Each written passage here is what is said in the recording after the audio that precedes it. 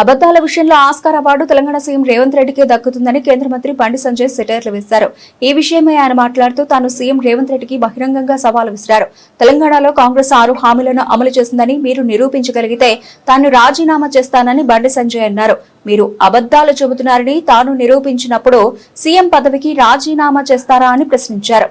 రాష్ట్ర ముఖ్యమంత్రి అబద్దాలలో ఆస్కారాలు వేచాడు. ఇంకా పెద్ద వర్షం కూడా ఇవ్వచ్చు.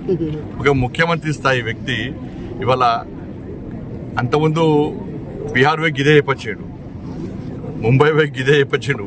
బీహార్లో అక్కడ మీడియా, మహారాష్ట్రలో అక్కడ మీడియా వాస్తవాలు ఇక్కడికి వచ్చి తెలుసుకొని పోయి ముఖ్యమంత్రి గారు చెప్పేటి అన్ని అబద్ధాలే అని చెప్పి అలా రాష్ట్రం కాబట్టి ఇలా 2 రాష్ట్రాల్లో ఓడిపోవడానికి రాష్ట్ర ముఖ్యమంత్రి కారణం.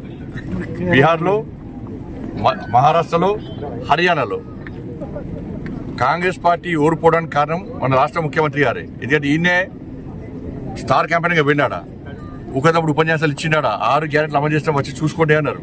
అప్పుడు మేం పోయినాం. కర్ణాటకలో చూడండి 6 గ్యారెంటీలు, తెలంగాణలో చూడండి గ్యారెంటీలు ఏమైనాయో, గ్యారెంటీలకే గ్యారెంటీలు లేని పరిస్థితి.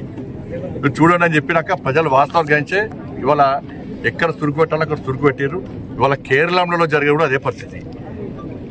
2500 రూపాయలు రాష్ట్ర ముఖ్యమంత్రి ఇచ్చిన గుండె మీద చేసుకొని చెప్పు. 2500 రూపాయలు మహిళలకు ఇచ్చినావా? 6 గ్యారెంటీలు అది ఉంది కదా. 4000 రూపాయలు మీరు ఆసరా పెన్షన్ ఇచ్చినావా?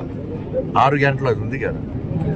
తులం బంగారం ఎవరికైనా ఇచ్చినావా? నువ్వు స్కూటీలు ఎవరికైనా ఇచ్చినావా? రైతు కూలీలకు 12,000 రూపాయలు ఇచ్చినావా? కౌలు రైతులకు ఎకరానికి 15,000 రూపాయలు ఇస్తాను. మళ్ళీ ఏమంటే ఎకరానికి 12,000 ఇస్తాడా? ఎకరానికి ఏ మిల్లు ఇయ్యడిగా, మళ్ళీ ఇయ్యడిగా. నిరుద్యోగ వృద్ధి ఇస్తానవా? ఇయ్యలేదు. విద్యార్థి భరోసా కార్డు ఇస్తానవా? ఇయ్యలేదు. ఇక ఫీజు రేమెంట్ ఇస్తారు, ఇక పదవి విరమణ పొందినటువంటి ఉద్యోగస్తులకు మళ్ళీ పైసలు ఇస్తలేవు. ఇది దౌర్భాగ్యమైన పరిస్థితులు. డిఏలు లేవు, ఆరోగ్యశ్రీ పైసలు లేవు. ఇంత దారుణమైన పరిస్థితి ఉంటే ఏం లేకుండా నిస్సిగ్గుగా కేరళ పోయి 6 గ్యారెంటీలు అమలు చేసి చూసుకుంటే అంటే నేను కేరళ మీడియాకి విజ్ఞప్తి చేస్తున్నా.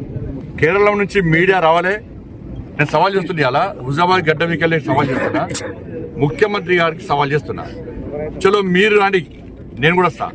ఏ గ్రామానికైనా పోదాం. 2500 రూపాయలు మాకు ఇస్తున్నా అని చెప్పి ఒక్క మహిళతో చెప్పిస్తే చలో నేను రాజీనామా చేస్తా. నువ్వు రాజీనామా చేస్తావా? 4000 రూపాయలు ఆసరా పెన్షన్ ఇస్తున్నామని చెప్పి నువ్వు ఒప్పిస్తే నేను రాజీనామా చేస్తాను. నిరుద్యోగ వృద్ధి ఇస్తున్నామంటే ఒప్పి రాజీనామా ఇస్తాను. నువ్వు చేయి.